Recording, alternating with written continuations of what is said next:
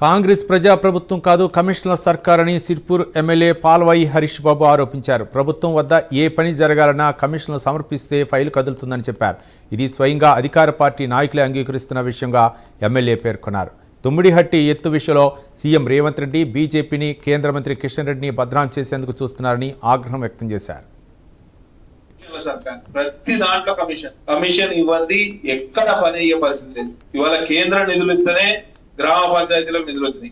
నేను కాదు అన్నది, కాంగ్రెస్ సర్పంచులు ఈ జిల్లాలోనే కలెక్టరేట్ ముంగట 2 సార్లు ధర్నా చేశారు. అదే 2 సార్లు ధర్నా చేసి 3వ సారి నుంచి సర్పంచులను పిలుచుడు బంద్ చేశారు కలెక్టర్ మేడం. 2 ఇవాళ ఆ మెటీరియల్ కాంపనెంట్ తోటే సీసీ రోడ్లు అవుతాయి కేంద్ర ప్రభుత్వం ఇచ్చిన తోటి. తుమ్మిడిహట్టి హైట్ విషయంలో, ఎత్తు విషయంలో కిషన్ రెడ్డి గారిని భారతీయ జనతా పార్టీని బదనాం చేసే ప్రయత్నం ముఖ్యమంత్రి గారు చేస్తారు. 148 మీటర్ల ఎత్తుకు ఇదివరకే మహారాష్ట్ర ప్రభుత్వంతో ఈ రాష్ట్ర ప్రభుత్వం ఒప్పందం చేస్తుంది. మనం 148 మీటర్లకు ఎత్తుతోటి ఇప్పటికిప్పుడు మనం ప్రాజెక్టు కట్టుకున్నాం. భవిష్యత్తులో మన అవసరం పెరిగితే మహారాష్ట్రను ఒప్పించి 1 మీటరు